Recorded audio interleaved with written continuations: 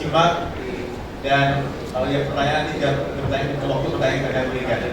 Silakan Pak Presiden untuk pertama kali menyampaikan opening diskusi ini. Dulu Pak, opening dulu. Terima kasih. Assalamualaikum warahmatullahi wabarakatuh.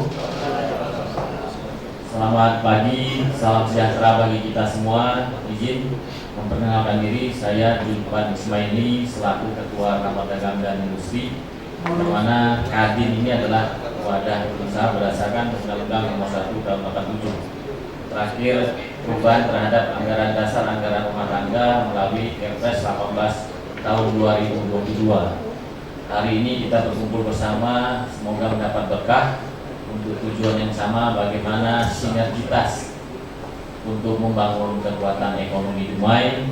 Dan terima kasih kami ucapkan kepada Bapak Ibu yang hadir dan salam kenal. Assalamualaikum warahmatullahi wabarakatuh. Baik, ulang ya untuk kolaborasi inklusif dan progresif. Mudah-mudahan ini bisa membawa nuansa baru buat pertumbuhan ekonomi Kota Dumai. Yang kedua, saya mohon Pak Jonathan Ginting opening dulu Pak. Selamat pagi, salam sejahtera bagi kita semua. Perkenalkan saya, walaupun mungkin kita sudah sering kenal semua ya Pak. Kami yakin bahwa kenapa kami dikenal, karena di tempat kami banyak masalah. Ya, itu dulu yang pertama. Jadi itu terkenal karena masalah, itu Pak. Nama saya Jonathan Ginting Pak. Saat ini sebagai General Manager PT Pelindo Regional 1 Dumai. Sudah lebih kurang 1,5 tahun Pak ada di Dumai, ya. Di saat itu juga ada kebijakan dari pemerintah bahwa Pelindo ini di merger Pak, ya. Jadi dulu ada Pelindo 1, Pelindo 2, Pelindo 3, Pelindo 4. 1 Oktober tahun 2021 itu digabung menjadi satu. Di dalam waktu yang bersamaan pemerintah juga membuat klaster-klaster bisnisnya pelabuhan, ya. Dibentuklah 4 subholding. Yang satu mengurus terminal peti kemas, namanya Pelindo Terminal Peti Kemas, kemudian mengurus barang, ya, non peti kemas itu dibentuk Pelindo Multi Terminal. Lalu ada Pelindo Jasa Maritim untuk mengurusi kegiatan di sisi marine. Lalu ada Pelindo Solution Logistik, tetapi di Dumai hanya ada 2. Ya, karena masih didominasi komoditi non peti kemas, maka ada Pelindo Multi Terminal dan Marine Service. Ya, jadi kami dari Pelindo mengucapkan terima kasih kepada kita semua. Ya, diskusi ini sangat merupakan momen, ya, yang sangat berharga bagi kami, supaya nanti diskusi ini memberi satu rumusan, satu pandangan dalam rangka seperti tadi yang disampaikan, bahwa tujuannya adalah bagaimana bisa memberi pertumbuhan ekonomi secara umum barangkali, ya, secara nasional, ya, kemudian secara khusus untuk Dumai Pak, ya. Tentu kalau kami berharap bagaimana kami bisa melayani sehingga penekanan, ya, biaya logistik, ya, terjadi apabila barang di pelabuhan tidak lama-lama, kapal di pelabuhan tidak lama-lama. Itu kira-kira Pak mungkin sasaran. Sekali lagi kami ucapkan terima kasih kepada kita semua. Salam sehat dan salam diskusi. Terima kasih Pak. Silakan Bapak bisa menyimpulkan tuan takurnya pelabuhan Pak, ya. Itu Pak. Pelindo, ya. Nah, itu Pak. Banyak masalah katanya. Nanti kita coba diskusikan. Yang ketiga kami minta dari KSOP Pak. Bapak Moderator. Assalamualaikum warahmatullahi wabarakatuh. Perkenalkan, nama saya Zul Peri dari KSOP. Sementara saya menjabat sebagai Kepala Seksi Bimbingan Usaha dan Kepelabuhanan. Saya mewakili Pak KSOP. Salam dari beliau tidak bisa hadir karena ada satu tugas pekerjaan yang tidak bisa ditinggalkan. Salam sejahtera buat kita semua. Yang saya hormati Ketua Kadin, Bapak Penarsuban, Pak Dian, mewakili dan Lanal, Pak Budi dari mewakili Pak Polres. Selamat pagi Bapak. Adapun kita KSOP, kita akan saling bersinergi dan kita akan bekerja sama dengan baik kepada seluruh pengguna jasa dan juga kepada stakeholder yang terkait. Di sini di Pelabuhan Dumai, kita hadirkan KSOP berusaha untuk mengangkat Pelabuhan Dumai lebih baik lagi dan juga Pelabuhan Dumai bisa lebih maju. Dan juga apa yang disampaikan oleh Pak Jonathan Ginting, ya secara umum kita menginginkan Pelabuhan Dumai bisa nanti untuk lebih di mata internasional dan juga bukan hanya kita pelayanan pelabuhan lokal yang kita lakukan saat ini. Adapun nanti dari KSOP sesuatu dan lain hal yang ada pertanyaan-pertanyaan yang andai kata nanti tidak terjawab dan tidak bisa kita pecahkan di sini, kami akan jadikan catatan. Kami jadi catatan atau PR Bapak, dan silahkan nanti kita datang ke kantor, kita juga diskusi lagi, dan ada hal-hal yang ingin lebih detail disampaikan, kami terbuka. Silahkan Bapak. Demikian yang dapat kami sampaikan. Wabillahi taufiq wal hidayah. Wassalamualaikum warahmatullahi wabarakatuh. Opening say hello ya pada pagi hari ini. Dan yang selanjutnya adalah dari Bea Cukai Pak ya. Silakan Pak. Selamat sejahtera untuk kita semua. Perkenalkan, nama saya Sukma Mahendra Putra, Kasih Penyuluhan dan Layanan Informasi, mewakili Bapak Kepala Kantor. Mohon izin tadi kemarin beliau sampaikan tidak bisa hadir karena dari kemarin ada rapor di Pekanbaru, jadi mengucapkan salam, nanti kemudian hari mungkin bisa berdiskusi kembali, dia bisa hadir. Dumai salah satu perhatian di Indonesia, khusus karena salah satu penghasil CPO terbesar. Nah, beberapa kali ini kita Bea Cukai dan bahwa dari Pelindung, dari Kepolisian, TNI, dan juga karantina dan pejabat lainnya berdiskusi tentang bagaimana bisa pelabuhan di Dumai itu bisa running dan bekerja secara optimal dalam memberikan pelayanan untuk kegiatan ekspor dan impor. Nanti ada beberapa yang bisa saya sampaikan berkaitan dengan tugas dan fungsinya Bea Cukai Dumai untuk mendukung perkembangan ekonomi di Kota Dumai. Dan seperti apabila ada hal-hal yang mungkin pertanyaan yang belum bisa saya putuskan atau saya sampaikan, akan kami sampaikan ke pimpinan. Terima kasih. Wassalamualaikum warahmatullahi wabarakatuh. Dan yang terakhir Pak Ombudsman Perwakilan Riau, Pak Bambang, kami persilakan. Yang saya hormati dari beberapa narasumber yang dari bersama dengan kita, dan dari ada nama yang telah mewakili dari Polres dan teman-teman peserta diskusi, bahwa Ombudsman ini fungsinya melakukan penyelenggaraan pengawasan penyelenggaraan pelayanan publik.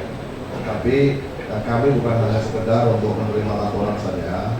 Dan tadi sih agak Pak Thomas agak sedikit sudah, wah ini masalah terkenal Pelindung ada masalah. Tidak, artinya gini, ini juga Pak dari SOP juga, nanti kemudian dari JSP, artinya gini bahwa forum-forum seperti ini menjadi katalisator pertama untuk menghindarkan dari masalah-masalah yang tidak terkomunikasikan, karena sebenarnya banyak hal masalah-masalah itu terjadi karena komunikasi.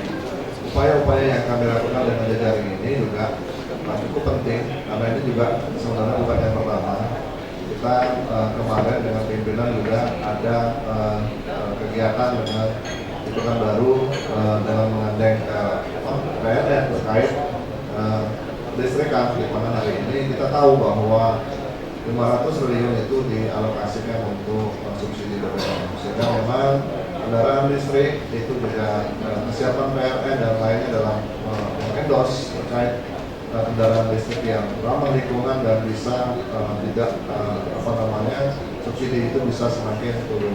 Kemudian kemarin juga kami melakukan kegiatan di Kampar terkait masalah pengembangan biodesel, karena kita tahu Kampar itu adalah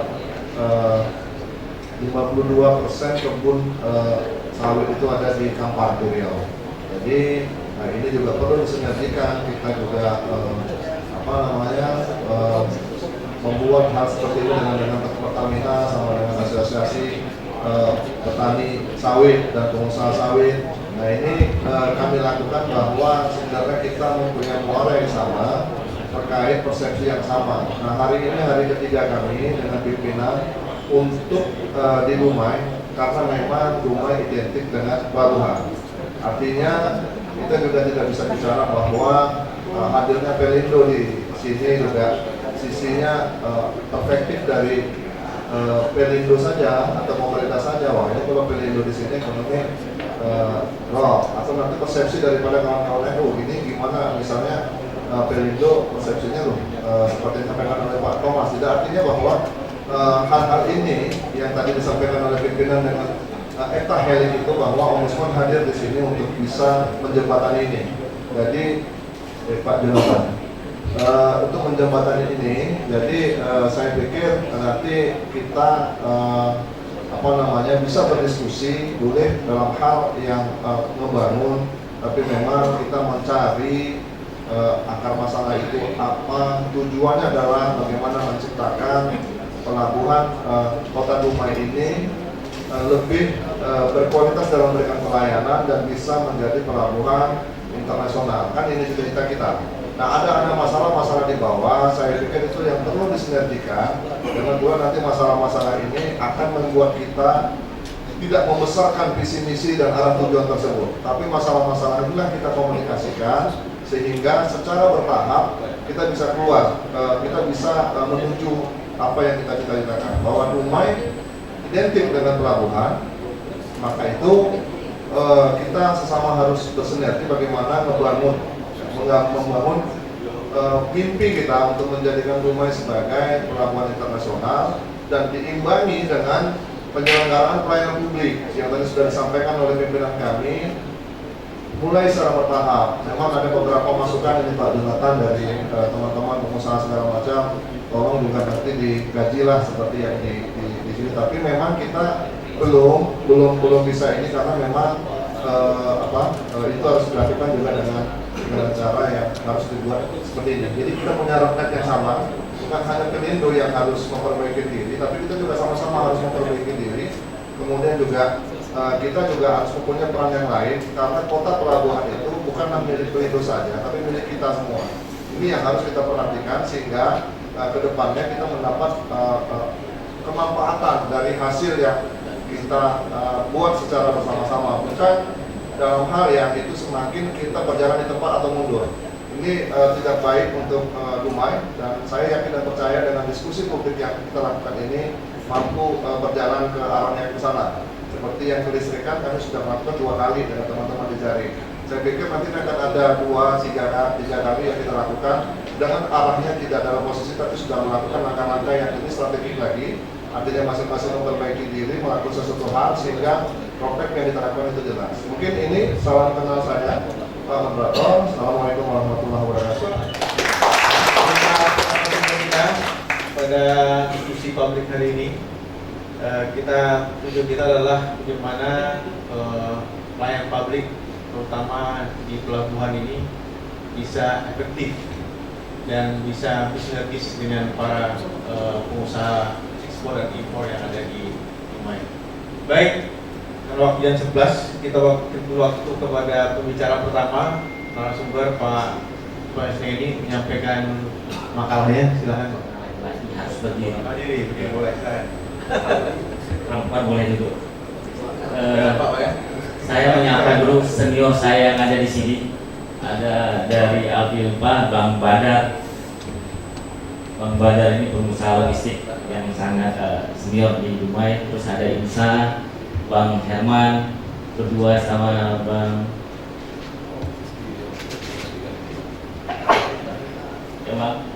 Terus ada senior yang lainnya, ada Mega Green nih. Terus ada Pak Yus juga dari APBMI. APBMI Pak Yus sendiri ya Pak Dir? Saya dari kampus. Oh kampus. Yang dari APBMI? Ada dua. Oh ya siap, ada 2 orang. Dan dari Pelindo Multi Terminal ini merupakan ujung tombak bisnisnya Pelindo dan kawan-kawan yang lain, pelaku usaha, Bapak Ibu yang hadir. Saya hanya 5 menit, bukan berarti kemampuan saya hanya 5 menit. Lebih dari 5 menit bisa ya Mas Agus ya. Tapi pagi ini saya akan paparkan 5 menit. Nah memang ingin menjadi sub dari pemantik senior saya dari Bang Heri dari Ombudsman dengan tema optimalisasi potensi daerah di sektor kepelabuhanan. Next. Ini tentang Kadin. Kadin berdiri berdasarkan Undang-Undang Nomor 1 Tahun 87. Terakhir perubahan terhadap ADRT-nya adalah Kepres 18 2022 dan mohon izin Pak KSOP sama Pak Bea Cukai bahwa kami adalah mitra strategisnya pemerintah dalam bidang ekonomi dan kami mohon juga kita ke depan lebih tingkatkan sinergi ya Pak Bea Cukai KSOP. Nah, kami mewakili dunia usaha terkait dengan pengayom, pembina dan dalam segala sektor kita lah menjadi induknya pengusaha. Lanjut, ini fungsi Kadin sudah saya sampaikan, pasti dengan tagline inklusif, kolaboratif dan progresif. Next, ini gambarannya Dumai luar biasa potensinya. Atau kalau kita lihat Dumai di peta ini berhadapan langsung dengan pintu gerbang Selat Melaka. Saya yakin rekan-rekan pengusaha sudah mengetahuinya. Next, ini posisi strategisnya sebelah utara dengan Selat Rupat, sebelah timur dengan Kabupaten Bengkalis, sebelah selatan dengan Mandau, dan sebelah barat dengan Rokan Hilir. Lanjut, ini sebenarnya kuncinya. Pagi ini satu poin penting yang akan saya sampaikan, salah satunya adalah ini. Sengaja kita kasih warna merah karena kalau kita lihat ada pointer. Kalau kita lihat tol Aceh ujungnya hanya ada di Dumai pelabuhan. Tol Lampung ujungnya hanya di Dumai, tapi ada terpotong sedikit di Palembang. Wajar Bapernasnya dari Sumsel. Tapi Dumai ini terkondisi karunia dari Allah bahwa letaknya strategis. Kadin berharap bagaimana pelaku usaha di Dumai bisa memanfaatkan ini. Ini jalur logistik. Apapun barangnya dari sini. 2012 ke bawah pernah kita menjadi sentra masuknya umbi lapis. Pasca 2012 itu diambil oleh 5 pelabuhan karena munculnya permentan 19 2012 kalau nggak salah. Maka harus masuk di Sumatera di Belawan. Kita tadi sudah berkoordinasi ke KPPBU, Komisi Pengawas Persaingan Badan Usaha di Medan kalau di wilayah kita Riau, bahwa memang ini tanker semua yang bermain, maka masuk dari Dumai dialihkan ke Belawan. Ini kondisinya letak Dumai sangat strategis. Dan sebagian besar saat ini kalau bicara kontainer bisnisnya ya Bang Badar itu masuk dari Belawan. Kita berharap Kadin sudah menginisiasi kerjasama dengan Pelindo ya Pak Ginting, dijoinkan dengan PT Pembangunan Dumai dan masih tahap proses studi kelayakan bisa kita laksanakan depo kontainer di Dumai sehingga ekspor yang selama ini dari Riau bisa lewat Dumai ke depannya walaupun sudah berjalan dengan kapasitas yang kecil. Lanjut, ini potensi pelabuhan, bintang iklannya pastinya ada saya di situ. Tergambar 70% wilayah perairan kita, bagaimana kondisi potensi perdagangan. Lanjut, ini keunggulan kalau perdagangan melalui pelabuhan Dumai, mengurangi biaya logistik dan meningkatkan daya saing. Kenapa ini harus kita paparkan? Karena potensi strategis pada diri kita. Saya dapat informasi pelabuhan terbaik di Sumatera adalah Dumai dengan kedalamannya ya Pak KSOP. Belawan masih kalah sama kita. Belawan itu tiap tahun harus pengurukan ya karena ada pendangkalan. Dumai luar biasa, lautnya pun tenang karena dihalangi oleh pulau rumah. Oke, lanjut. Ini dia potensi ekonomi maritim yang sudah digiring oleh Kadin Indonesia. Kami juga Kadin tadi disampaikan oleh Bang Heri Susanto bahwa ada MOU antara Ombudsman dan Kemenhub. Izin Pak SOP, kami juga Kadin Indonesia ada MOU dengan Kementerian Perhubungan. Makanya tiap bulan saya harus melaporkan kondisi terkini real aktivitas perdagangan pelabuhan Dumai ke Kadin Indonesia, yang mana nanti itu akan kalau ada hal-hal yang perlu dibicarakan akan dibicarakan di tingkat Kadin Indonesia dan Kementerian. Maka tiap bulan saya harus laporkan. Alhamdulillah pelayanan saat ini cukup baik Pak. Memang belum sangat baik, cukup baik karena memang perbaikan perlu waktu ya Pak, proses. Kita berharap semua pihak juga harus terbuka karena kalau bicara pelayanan ukurannya nggak ada kepuasan. Nah, tentu kita perlu harus bersinergi semua dan saling membuka diri bahwa bagaimana pelayanan itu ditingkatkan. Lanjut, ini MOU yang sudah ada dengan beberapa negara. Lanjut, ini juga proses penandatanganan di Kementerian Perdagangan Luar Negeri. Lanjut, dan terakhir, hari ini adalah kesempatan untuk membangun hari esok yang diinginkan. Dan peluang tidak muncul begitu saja, maka kitalah yang membuatnya. Terima kasih atas perhatiannya. Wabillahi taufiq wal hidayah. Wassalamualaikum warahmatullahi wabarakatuh. Jadi kemarin Kadin ini nampak dari Undang-Undang Nomor 187, 78 dan Kepres Nomor 18 Tahun 2002 tentang bagaimana Kadin sebagai underform pemerintah dalam memfasilitasi para pengusaha Indonesia, khususnya Dumai. Terima kasih Pak Effendi. Kita nanti catat dulu yang perlu bertanya. Nanti kita setelah nanti semua memaparkan, para audiensi bisa pakai pertanyaan yang kita atur. Konteksnya adalah pelayanan publik. Baik, yang kedua saya minta Pak Jonathan Ginting menyampaikan makalahnya. Kalau tadi Pak Julpan 5 menit, mungkin saya sekitar 7,5 menit Pak. Ya, izin ya Pak, karena kaitan pelabuhan mungkin ada hal-hal barangkali nanti tidak terlalu relevan mungkin kami sampaikan, tapi mungkin bisa jadi bahan untuk diskusi kita. Izin juga semua, kami sebetulnya tidak pandai-pandai kali bicara soal pelabuhan ini karena semua ini ada ya dari regulasi kemudian pengguna jasa kami yang seharusnya mengukur kami. Nah ini Pak, company profil sedikit kami bicara dari Induk bahwa kalau dulu ada Pelindo 1, 2, 3, 4 ini sekali jadi satu Pak ya, kemudian dibagi dalam 4 regional 1, 2, tetap 3, 4. Wilayah kerja regional 1 itu ada di sebelah ini Pak, izin dari sini ke atas ya, lebih dari separuh Pulau Sumatera, 4 provinsi ya, Aceh, Sumatera Utara, Riau dan Kepulauan Riau. Kita ada di posisi yang titik warna merah Pak, itu pelabuhan Dumai ya. Lanjut.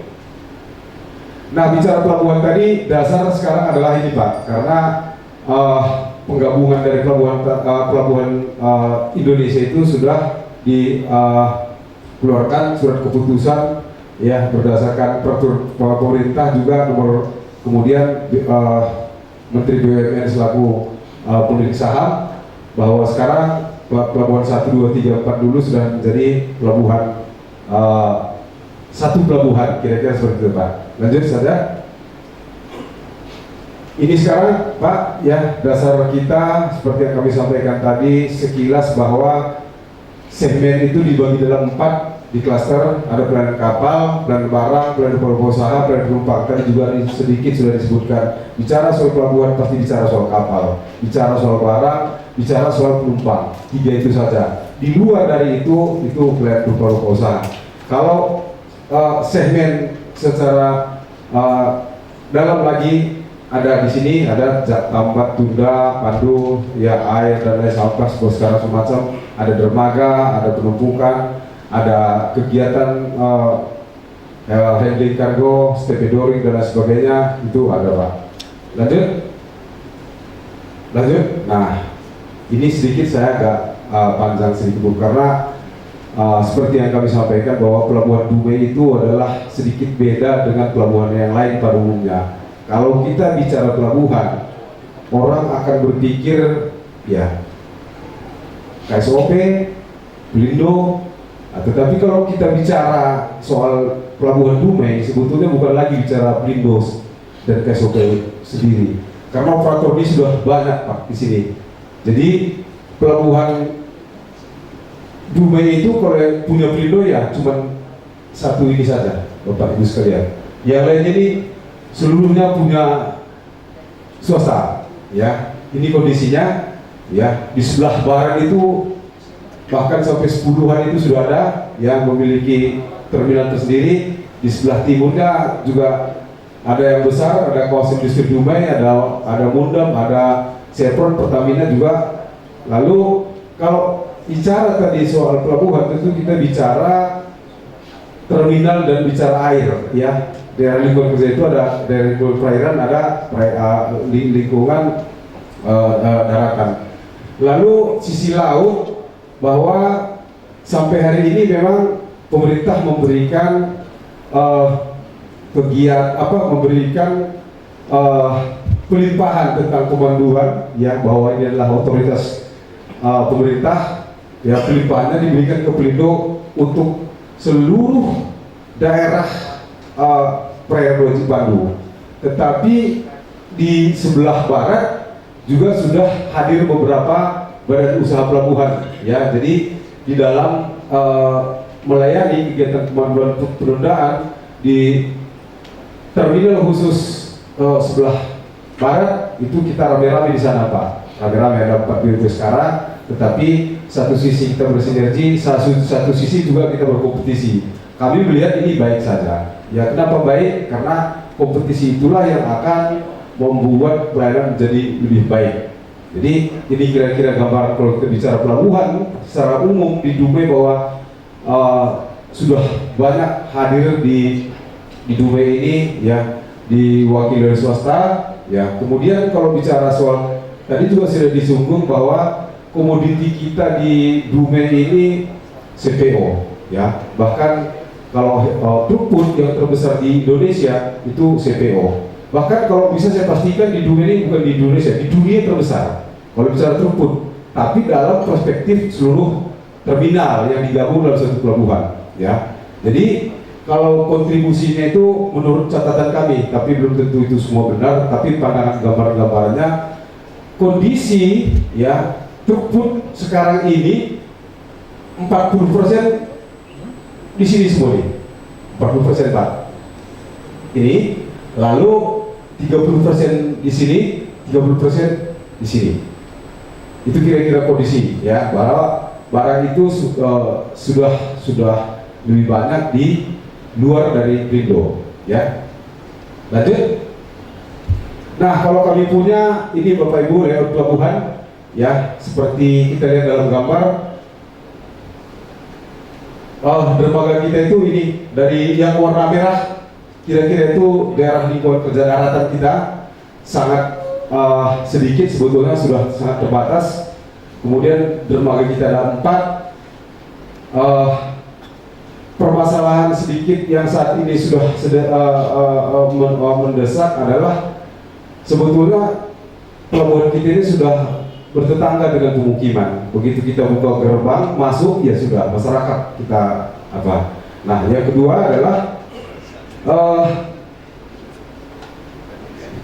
sisi darat untuk pengembangan pelabuhan sudah hampir tidak ada Bapak Ibu. Jadi lahan untuk pengembangan pelabuhan ke depan yang ada saat ini sudah utilisasinya sudah 80%. Jadi kalau bisa dikembangkan juga sudah tidak memungkinkan. Tetapi kalau dari sisi laut untuk penambahan perpanjangan dermaga itu ada di dermaga C. Menurut hitungan kami masih dapat dilakukan perpanjangan sepanjang 150 meter. Kemudian sisi lain lagi, kalau tadi bicara soal bagaimana sih supaya kegiatan pelabuhan ini betul-betul bisa dilakukan secara optimal sehingga daya saing tadi yang dibicarakan Solasi tadi bisa tercapai dan lain sebagainya tadi. Tentu bagaimana supaya kapal itu ya masuk, nggak lama nunggu dikerjakan ya langsung keluar. Itu akan menekan kos logistik. Tentu banyak hal yang perlu kita diskusikan di sini. Bagaimana supaya kinerja ya, yang kinerja operasional yang menjadi tolak ukur yang keberhasilan suatu operasi pelabuhan itu bisa tercapai.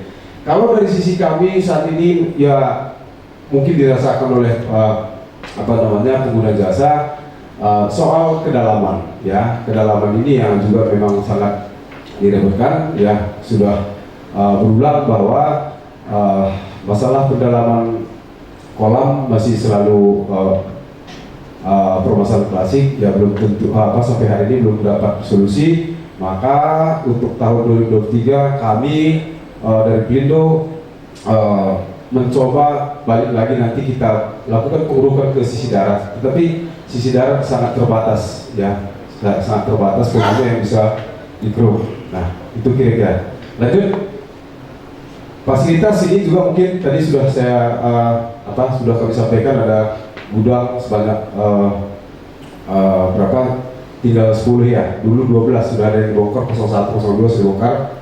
Di gudang ini dipakai untuk kegiatan-kegiatan curah kering ya, seperti kami sampaikan tadi. Kalau bicara soal Pelabuhan Dumai, komoditinya cuma kaitan dengan kebun ya, kebun hasilnya CPO ada turunannya bungkil, CPO ada turunannya cangkang, kebun utuh pupuk.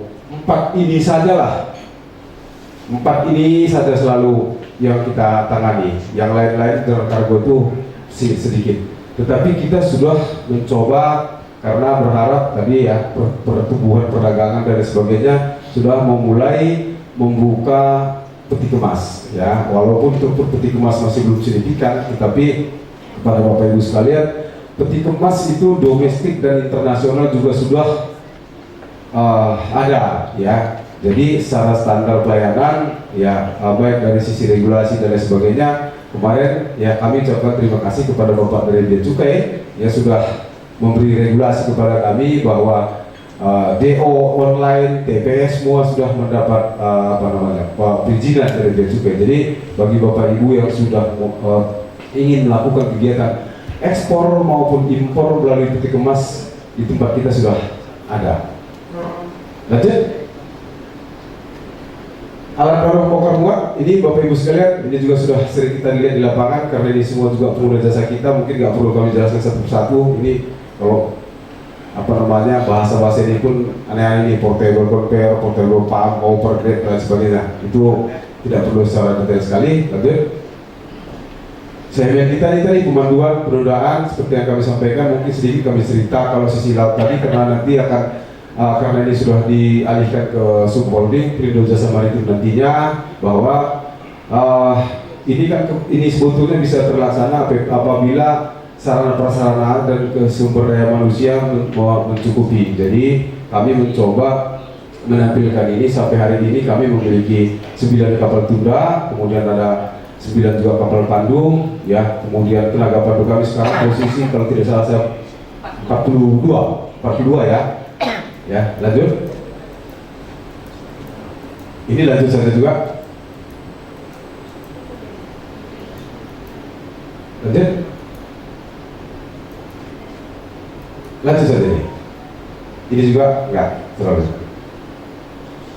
Struktur organisasi lanjut saja, enggak perlu.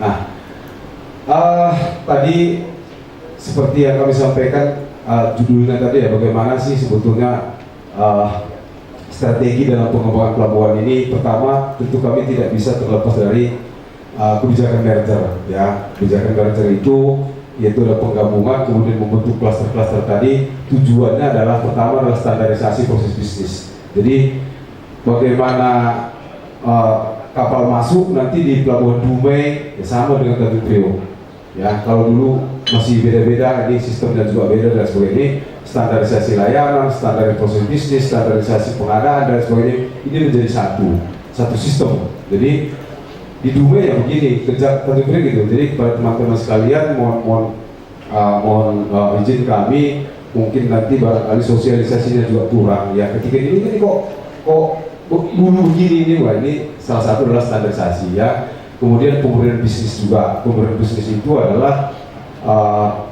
bisnis tadi di tinggal 4, yang lainnya nanti masih dalam evaluasi ya, tidak lebih dari itu nantinya. Nah kemudian peningkatan layanan tentu karena ini jasa seperti yang kami sampaikan tadi, tentu layanannya yang selalu akan ditingkatkan ya. Salah satu tadi ya kami optimalisasi bongkar muat, ya peningkatan fasilitas peti kemas, kemudian kolam dermaga. Yang hari ini ya yang jadi masalah, optimalisasi bongkar muat juga masih belum sesuai harapan.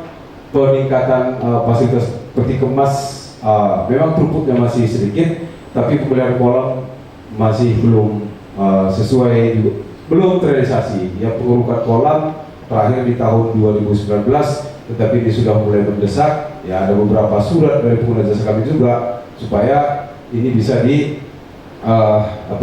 bisa dilakukan perburukan segera.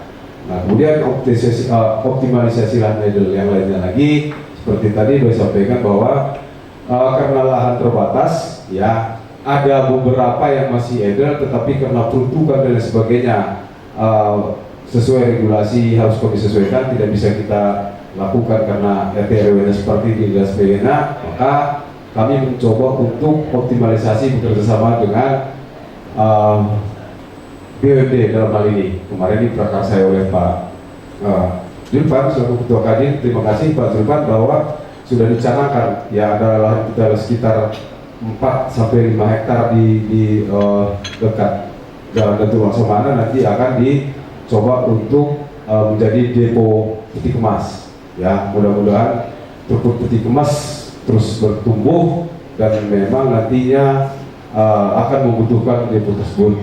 Nah kemudian sisi lain tadi disampaikan tadi sudah sempat Pak asisten tadi ya, bahwa kerjasama ya kemitraan kita dengan pemerintah daerah ya, ada kaitan dengan hutan bakau ya, sudah ada persetujuan dari direksi. Kemudian ada kerjasama air minum juga sudah terlaksana. Ada kerjasama dari terminal penumpang juga, kerjasama tentang pelayanan penundaan ya, pelayanan juga sudah ya, dilakukan. Lanjut. Nah ini sekilas saja tadi sudah saya singgung tadi bahwa ini sekarang ya strategi bisnis tadi ikut dengan kebijakan tentang merger. Lanjut. Nah ini tantangan bagi kami memang seperti yang saya sampaikan ini ya, permasalahan yang klasik selalu dari tahun ke tahun karena di Dumai. Tapi ini sebetulnya nanti bukan cuma, kami yakin ini bukan cuma masalah Perindo, karena saya tadi disampaikan betapa banyaknya sudah terminal di Dumai, tetapi ketika perlu perawatan kolam untuk ya supaya tidak terjadi hambatan kapal keluar masuk ya, terciptanya keselamatan pelayaran. Masalah pengurukan ini masih belum bisa diabai karena permasalahan damping area itu belum ada ya. Jadi kalau tadi saya sampaikan bahwa Indonesia ini komoditi andalannya CPO itu terbesar di Dumai. Lalu ini mungkin menjadi perhatian kita semua agar menetapkan satu tempat ketika butuh ya lokasi pengurukan ya, dumping area ini. Nah, ini sampai hari ini belum ada ya, ya. Kenapa belum ada? Nah ada lagi cerita RZWP 3K bahwa peruntukan laut ini adalah untuk ini ikan, untuk ini, tapi kami belum melihat kebutuhan keselamatan pelayarannya. Dumping area itu adalah bagian dari itu ya, kami belum bisa melihat itu terjadi. Nah saya sepakat bahwa tadi disampaikan pelabuhan ini bukan milik Perindo, enggak. Perindo itu hanya sebagai operator, jadi operatornya bisa berjalan ketika yang lain tadi bisa juga terpenuhi, karena apapun cerita Kalau regulasinya belum terpenuhi, kami tidak bisa berbuat apa-apa. Ya, itu kira-kira mungkin Pak. Jadi karena ini adalah bagian kebutuhan kita semua, seperti yang kami sampaikan tadi, ya kalau tumpuknya besar tentu perdagangan juga meningkat, peningkatan perdagangan pasti peningkatan ekonomi. Tetapi kalau misal tadi ya kapal masuk kandas, pindah sana, pindah sini, nah ini yang repot, yang membuat tadi tidak terjadi. Kita akan kalah saing ya dibanding negara lain lah, karena kita tadi bicara tentang pelabuhan internasional ya Pak. Jadi bisa jadi kalau 10.000 CPO kita diambil di Dumai, dijual ke satu negara ya, di tempat lain mungkin 9.000, orang akan mengambil ke sana. Inilah daya saing tadi. Karena apa? Biaya operasional kapal mahal. Kenapa? Ambil sini, pindah sana, ini dagang. Nah, itu Pak. Jadi terjadi. Inilah sebetulnya sangat kami harapkan, mungkin kami titipkan kepada kita semua, seperti yang kami sampaikan tadi, bahwa ini bukan kebutuhan Pelindo, ini adalah kebutuhan kita semua. Ya. Kedua, sedikit mungkin Pak, karena seperti saya katakan tadi, lahan di Pelindo ini sudah sangat terbatas. Ya, untuk membackup kegiatan operasionalnya lebih kurang 107 hektar, tetapi semua sudah terpakai, sudah utilisasinya sudah di atas 80%. Pengembangan dermaga masih memungkinkan ditambah 150 meter, tapi backup daratnya sudah tidak memungkinkan. Satu-satunya lahan yang ada seberang Sungai Dumai. Status lahan tersebut adalah HPT. Nah, jadi kami tentu tidak bisa tidak bisa menggunakan itu, status lahan itu seperti itu.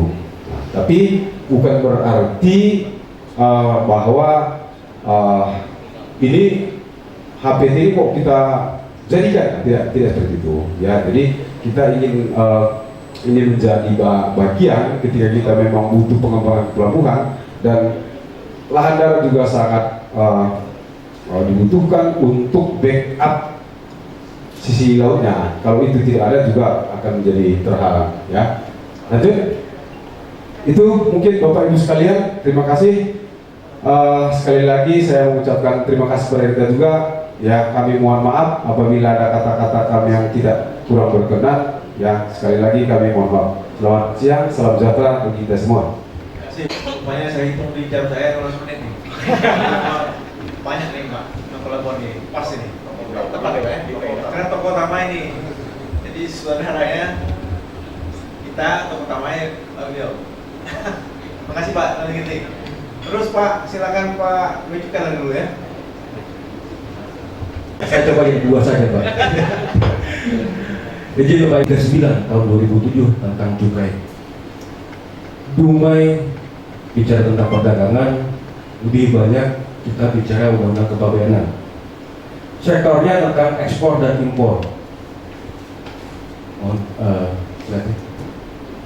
Oke.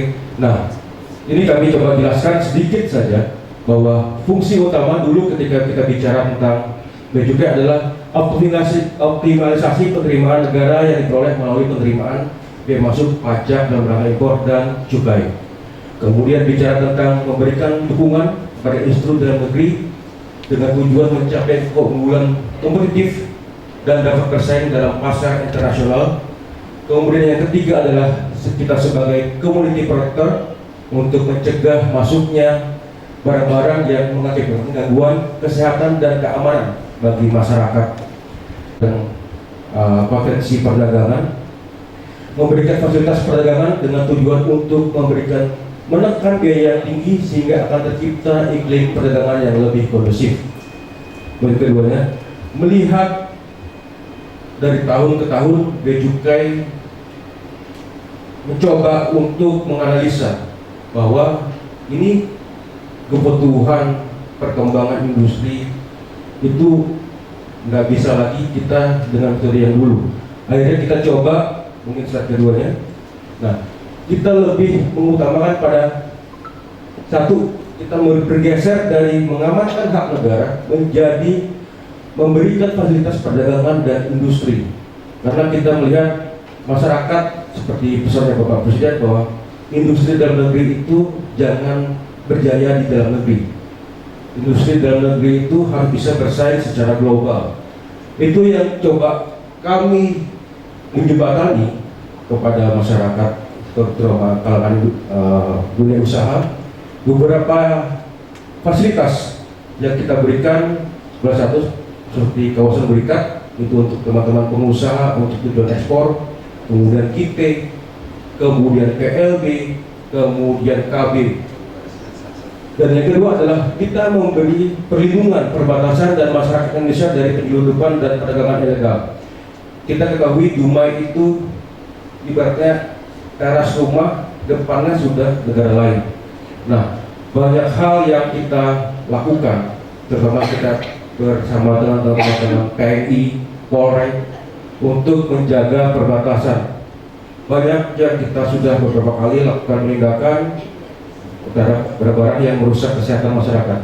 Kemudian ketiga, kita mengoptimalkan penerimaan negara. Bahwa penerimaan negara yang kita input, kita capai dari kegiatan impor maupun ekspor itu kembali ke masyarakat, membangun masyarakatnya secara langsung. Jadi misalkan kalau dari impor pajaknya berapa, biaya masuknya berapa, nanti diserahkan ke daerah untuk pembangunannya. Nah, ini yang kita lihat wilayahnya pengawasan Bea Cukai Dumai, seperti bilang bahwa seberangnya ini sudah Malaysia. Jadi itulah makanya kita benar-benar melakukan pengawasan secara optimal. Bahwa untuk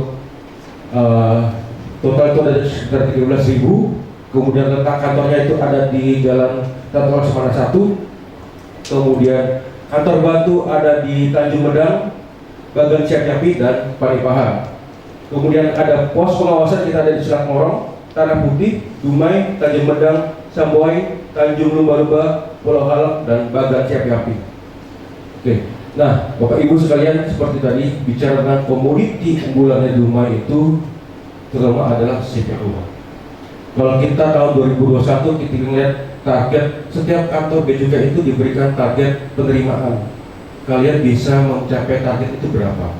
Tahun 2021 kita dikasih target 159 juta. Alhamdulillah pada saat itu kita mendapatkan 11 triliun dari ekspor CPO. Kemudian tahun 2022 kita dinaikkan menjadi 12 triliun, targetnya tercapai 13 triliun untuk ekspor CPO. Kemudian tahun 2023 sampai Februari kita baru tercapai sekitar 14%, dari 3 triliun menjadi baru tercapai 616 juta. Kalau kemudian komoditi ekspor yang kita punya adalah yang kita catat kebanyakan adalah CPO dan turunannya. Kemudian impor itu kebanyakan kebutuhan untuk industri kelapa sawit. Nah, udah Pak, terima kasih. Betul Pak. Jadi kita tidak berpanjang-panjang, sesuai pesannya Pak Moderator, tidak lama-lama katanya. Terima kasih. Wassalamualaikum warahmatullahi wabarakatuh. Jadi ya Pak, Bea Cukai ini adalah mau tolak punggung ekonomi Indonesia. Negara apa ya? Dari cukai dan pengembalian. Nanti kita akan bicara bagaimana prosedur untuk bisa ekspor dan impor ini di Bea Cukai. Yang terakhir saya Pak KSUP.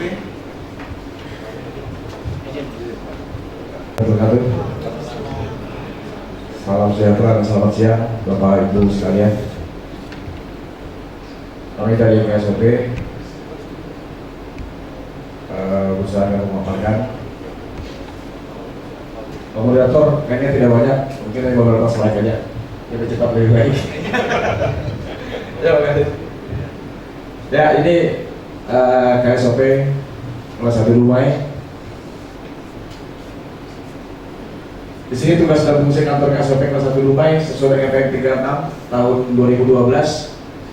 Tupoksinya, kantor Sebadaran punya tugas pelaksana pengawasan, penegakan hukum, bidang keselamatan dan keamanan pelayaran, dan disampaikan pada Undang-Undang 17 tahun 2008, koordinasi dengan pemerintah di pelabuhan serta pengaturan pengendalian dan pengawasan kegiatan pelabuhanan yang diusahakan secara komersial.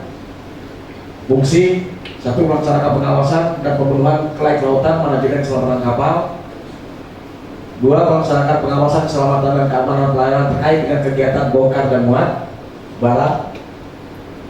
Melakukan pemeriksaan kecelakaan kapal, pencegahan kebakaran di perairan pelabuhan. 4. Melaksanakan koordinasi kegiatan pemerintah di pelabuhan. 5. Menyusun rencana induk pelabuhan RIP, DRKF dan DRKP. 6. Melaksanakan penyediaan pengaturan dan pengawasan penggunaan lahan daratan dan perairan pelabuhan. 7. Menjamin pemeliharaan kelestarian lingkungan di pelabuhan. 8. Mengatur lalu lintas kapal yang keluar dan masuk pelabuhan melalui kegiatan pemanduan, mengevaluasi standar kinerja pelabuhan yang telah ditetapkan. Jadi pemanduan tadi yang sudah disampaikan Pak Jonathan Ginting, ya adanya di kita, dan juga di situ ada juga beberapa UP. Next,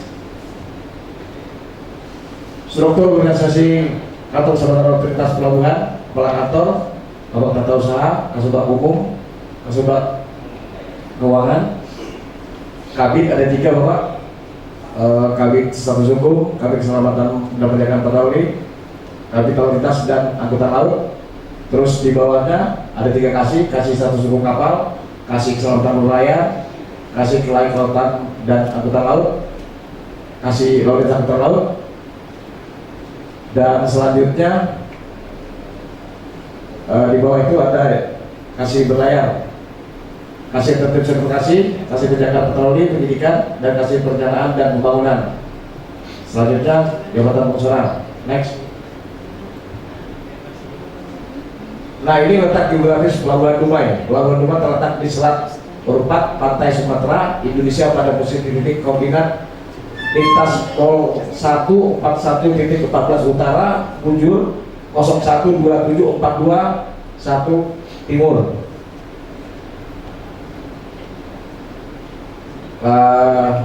Ini adalah letak geografis dari Pelabuhan Dumai. Next. Dan ini adalah peta DRKF dan DRKP Pelabuhan Dumai. Nah, jadi di sini tadi yang disampaikan Pak Jonathan Ginting, ada peta di sini, ada beberapa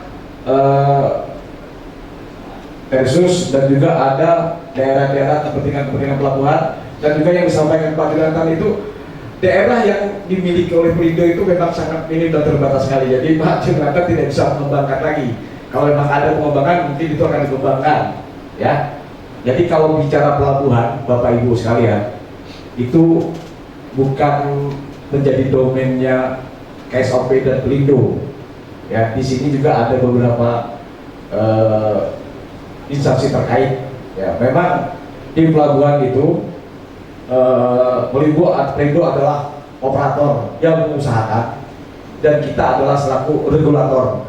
Regulator itu kita disertakan dengan aturan-aturan, regulasi-regulasi yang kita laksanakan. Baik, next.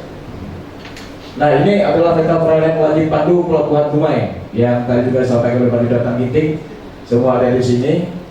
Semua sudah berjalan dengan baik, Bapak Ibu sekalian. Kemungkinan nanti ada wajib pandu yang akan lebih ditinggikan lagi, ya Pak Jonathan. Ya, itu mungkin kita akan lebih meningkatkan untuk pelayanan dari segi kepanduan. Namun sampai hari ini untuk pelayanan dari segi pemanduan cukup berjalan dengan baik. Oke, next. Ini data GOP Tersus dan TKS yang beroperasi di Pelabuhan Dumai. Jadi badan usaha pelabuhan itu ada 6, terminal khusus Tersus itu ada 14, Bapak Ibu, dan TKS-nya ada 3. Nah, jadi di sini bisa dilihat nama-nama daripada BUP dan Tersusnya dan juga TKS-nya. Baik, next. Dan ini jumlah perusahaan angkutan laut dan punya angkutan laut di Pelabuhan Dumai. Jadi grafik angka dan angkutan laut berkeagenan itu 90, grafiknya dan pelabuhannya 5, terus PBM-nya 36, MKM dan TPT-nya 27, TKBM 6, dan TLI-nya ada 3. Next. Dan ini pertumbuhan jumlah kunjungan kapal tahun 2020 sampai dengan 2022 per tol dari ke Pelabuhan Dumai, dari dan ke Pelabuhan Dumai. Nah, di tahun 2020 itu terdapat 7526, 7506. Selanjutnya 2227, dan grafiknya selanjutnya itu 5753, dan tahun 2021 ada kenaikan dan penurunan, dan selanjutnya tahun 2022 naik lagi ya. Next. Dan ini adalah pertumbuhan jumlah muatan yang masuk dan keluar melalui Pelabuhan Dumai 2020 sampai dengan 2022 satuan ton dan meter kubik. Nah, di sini Bapak-bapak bisa lihat dari tahun ke tahun, dari tahun 2020, 2021, 2022. Next. Dan ini adalah pertumbuhan jumlah penumpang kegiatan embarkasi dan debarkasi tahun 2020 sampai 2022 penumpang yang dilakukan di terminal penumpang kita Pelindo. Tahun 2020 jumlah penumpang sekian, tahun 2021, tahun 2022 ada kenaikan. Ya mungkin di 2021 itu kita menghadapi pandemi ya. Jadi penumpang sedikit berkurang dan menurun, dan operasional kapal juga ada yang terhenti dan juga kegiatan juga berkurang, sehingga di 2022 itu akan ada kenaikan, penambahan kenaikan. Oke, next. Nah, ini adalah profil dari terminal penumpang kita Pelindo. Itu ada dermaga Trestel, dan itu tampak depan kantor pelabuhan kita Pelindo, dan juga Trestelnya. Next. Ini juga sama, terminal penumpang kita yang ada di Pelindo. Dan ini adalah kapal patroli kelas 3 KNP 344 dan kapal patroli kelas 5 KNP 5017, kapal patroli kelas 5 KNP 5149, kapal patroli rubber boat sea reader. Ini adalah untuk menunjang dan mengawasi pelabuhan kita dan mengawasi perairan kita apabila terjadi sesuatu dengan hal, apabila terjadi musibah, terjadi kebakaran, terjadi kecelakaan, mereka siap untuk membantu dan siap untuk melaksanakan tugasnya sesuai dengan aturan dan fungsinya. Next. Nah, ini adalah terminal kita. Baik, sekian dan terima kasih. Wabillahi taufiq wal hidayah. Wassalamualaikum warahmatullahi wabarakatuh. Paling terakhir kita minta setiap Pak perwakilan beliau menyampaikan narasinya. Silakan Pak. Baik, nanti bisa slide yang ke 38 ya. Kita mulai dari situ. Slide 38, bahwa kita ingin lihat sih dari aspek regulasi tadi yang sudah sampaikan oleh pimpinan kita terkait dasar 30 terkait dengan pelayanan pelabuhan. Kita lihat dulu kontrak dulu. Ini tadi sudah sampaikan oleh pimpinan bahwa kontrak pelayanan yang ada di pelabuhan adalah ini. Pertama adalah penyediaan dan atau pelayanan jasa kapal, penumpang dan barang. Kemudian yang kedua adalah jasa terkait dengan pelabuhan. Apa itu? Ini kita harus tahu dulu. Oke, next slide. Ini dia, ada penyediaan dan atau pelayanan jasa lembaga untuk tambahan. Ini menurut peraturan nomor 50 tahun 2021 ya, tentang penyelenggaraan pelabuhan ini di Kementerian Perhubungan mungkin ya. Kemudian juga ada tentang pelayanan pengisian bahan bakar sampai dengan pelayanan jasa penundaan kapal. Inilah pelayanan kalau kami sebut dalam pelayanan publik ya, Undang-Undang Nomor 25 Tahun 2009 tentang pelayanan publik, bahwa produk pelayanannya adalah ini. Oke, nextnya kita lihat pelayanan jasa tadi apa saja. Ada 18 yang menjadi supporting. Dan ini dipecah ya, dipecah dari nanti ke KSO terus ke kemudian dari Pelindo dan beberapa yang ada di sini. Ini jenis pelayanannya.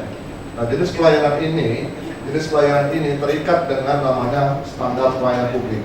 Nah, kita balik dari awal, dari slide nomor 2. Ini yang semuanya inilah yang terikat. Artinya harus memenuhi standar pelayanan publik. Nah, kenapa kondisi hari ini pelayanan publik kita masih dalam posisi yang cukup rendah? Makanya tadi saya sampaikan di awal bahwa hari ini posisinya adalah kita bukan posisi saling menyalahkan, tapi posisi adalah memberikan akar-akar masalah yang timbul itu untuk bisa kita selesaikan. Karena memang rendahnya implementasi standar pelayanan publik itu nanti apa? Itu menyebabkan terjadinya banyak problem. Yang kedua, kita lihat mengakibatkan ekonomi berbiaya tinggi. Apa saja yang nama standar pelayanan publik itu? Nanti akan kita coba lihat. Kemudian pencapaian target-target yang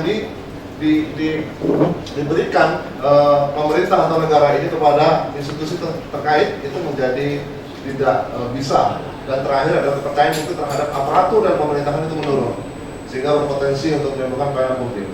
Lihat next selanjutnya, bahwa ini klasifikasi jenis pelayanan publik menurut Undang-Undang Nomor 25 2009. Ada pelayanan administratif, kemudian ada pelayanan barang, dan ada pelayanan jasa. Dan saya pikir semua ini ada di kategori di Pelindo. Ada semua di kategori di kita-kita yang ada di depan ini.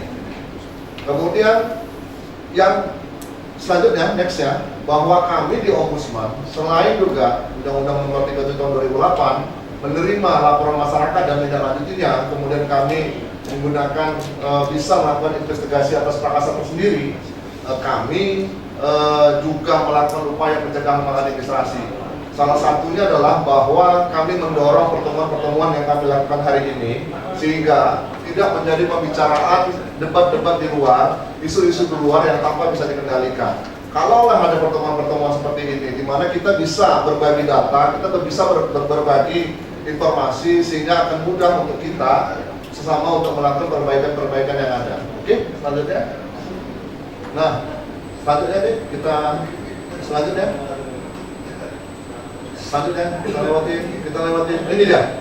Kenapa saya katakan tadi standar pelayanan publik? Karena dia merupakan tolak ukur. Jadi kalau mengukur pelayanan yang ada, termasuk yang di Pelindo, administrasi barang dan jasa, kita ukur dari sini. Kita ukur apakah sudah siap.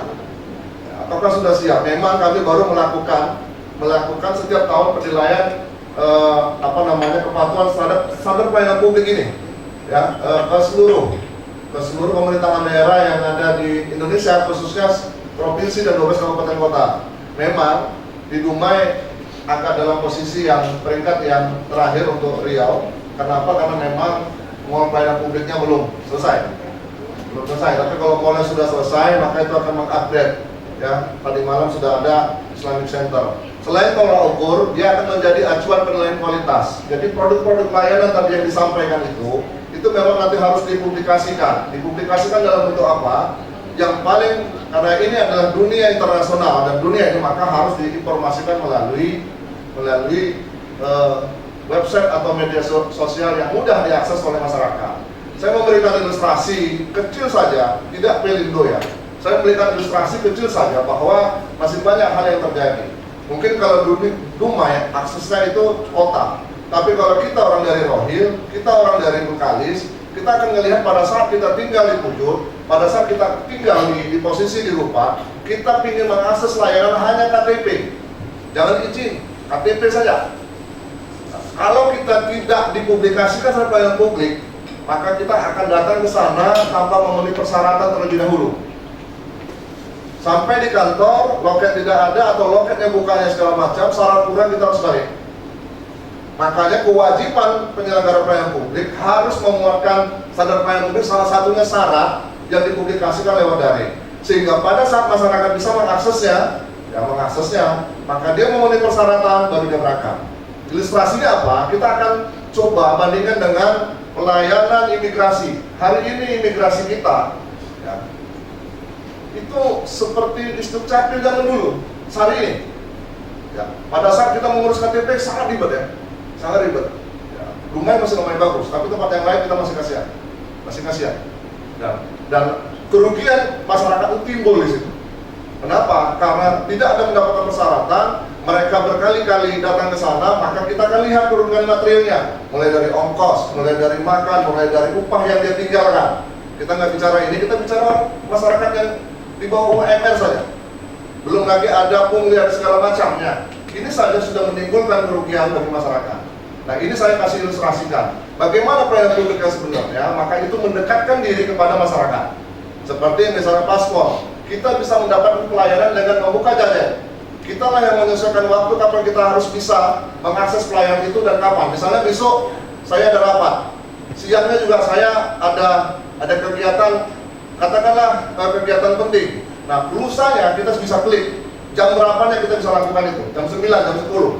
Nah, hal-hal seperti itu menjadi pelayanan publik yang lebih mendekatkan diri dan ke masyarakat. Bukan masyarakat lah yang harus masyarakat yang menyesuaikan waktu, bukan penyelenggaranya, tapi tetap dalam jam layanan ya. Pada ruang jam layanan ya, jam mungkin juga. Oke, kita lihat seperti apa pelayanan publik itu. Next, next deh. Kita lihat standar seperti apa. Nah, ini ada namanya komponennya. Selanjutnya, silakan. Sangat sederhana, sangat sederhana. Oke, next. Nah, ini dia. Sebenarnya pada saat misalnya dasar hukum kita semua tahu ada. Tadi sudah dipaparkan masing-masing dasar hukum. Kemudian persyaratan dari produk layanan tadi. Artinya produk layanan sudah diumumkan, harus ada persyaratan, sistem mekanisme prosedurnya seperti apa, jangka waktunya pelayanan seperti apa. Misalnya ada kata standar, kemudian pada saat kita menginformasikan kepada teman-teman bea cukai, misalnya ada suatu hal yang penyimpangan, maka harus ada sarana-sarana informasi yang harus disampaikan. Begitu juga dengan layanan di KSOP, itu harus ada misalnya hal-hal yang menyatakan bahwa mekanisme bahkan tarifnya dikatakan dengan jelas. Walaupun biasanya di BPN itu dia pakai rumus, walaupun di Bapeda pada saat misalnya di Tok Pajak dia pakai rumus, tapi itu disampaikan sehingga pada saat masyarakat akan mengakses pelayanan itu, maka dia sudah paham. Kita datang, kita sudah paham pada saat kita akan mengurus buku tabungan, maka kita sudah harus paham. Pada saat kita nggak usah kita bicara datang pelayanan sampai di sana kita disalami segala macam, tidak perlu. Tapi mendapatkan informasi ini cukup harus penting sebelum kita mendapat layanan. Kemudian sarana prasarana layanan. Saya pikir para layanan untuk kawan-kawan yang di depan ini sudah clear. Tidak bicara seperti layanan dasar seperti di Dukcapil yang kemudian di kawan-kawan di kepolisian terkait SKCK yang sederhana, tapi mereka memenuhi komponen itu jauh lebih penting dibandingkan dengan gedung yang besar. Kenapa? Dengan kesederhanaan, tapi mempublikasikan ini, itu sudah mengatakan bahwa mereka siap dalam memberikan pelayanan. Tapi kalau gedung wah, misalnya ada AC segala macam, kita tak mau tahu ini. Loket tak ada, kemudian AC dingin, tapi di situ tidak ada umuman ini. Kita harus bertanya dulu apa syaratnya.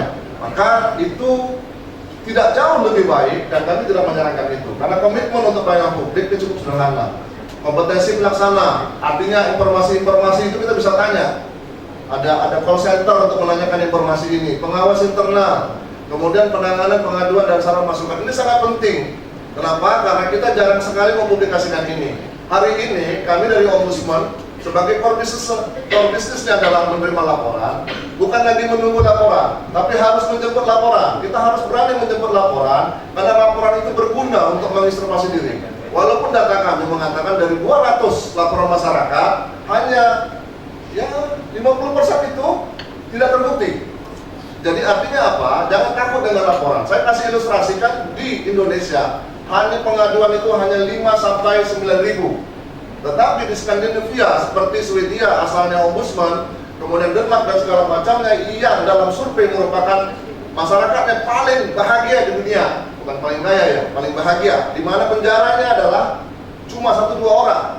Laporannya ke Ombudsman mereka hampir 50-60 ribu. Padahal kita 280 juta, mereka nggak sampai misalnya 10 atau 15 juta.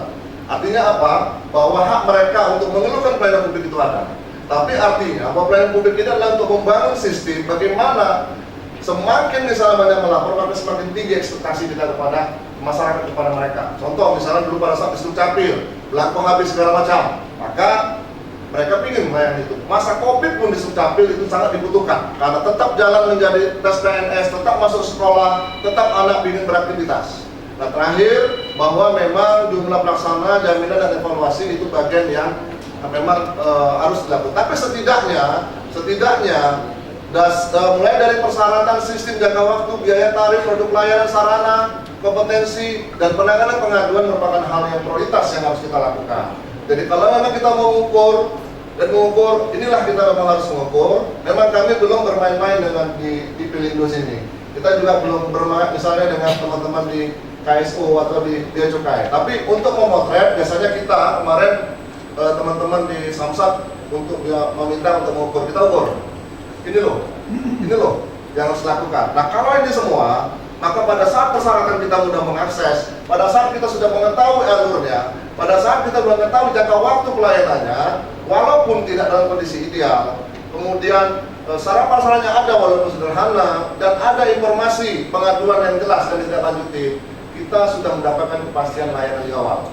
Nah ini yang bisa saya sampaikan ke depan kali ini, karena saya membuka ruang ya. Artinya sama-sama adalah kita mencoba merupakan tolak ukurnya dalam posisi Undang-Undang Nomor 25 Tahun 2009 tentang pelayanan publik. Mudah-mudahan seperti yang kita lakukan di kelistrikan di Pekanbaru, mengikuti pimpinan yang kemudian dengan biodiesel di Pertamina di Kampar kemarin, hari ini di pelabuhan juga merupakan ruang titik temu untuk bisa melakukan konsep pentahelik, di mana kita sama-sama bisa membangun satu persepsi dalam membangun bahwa Kota Dumai merupakan kota pelabuhan dan membawa misi untuk menjadi kota pelabuhan yang menuju internasional. Dan pembangunan harus diiringi dengan pelayanan publik, karena pembangunan yang tidak diiringi pelayanan publik akan melakukan pembangunan yang itu tidak menyentuh kepada masyarakat. Demikian yang saya sampaikan. Lebih dan kurang mohon maaf. Assalamualaikum warahmatullahi wabarakatuh.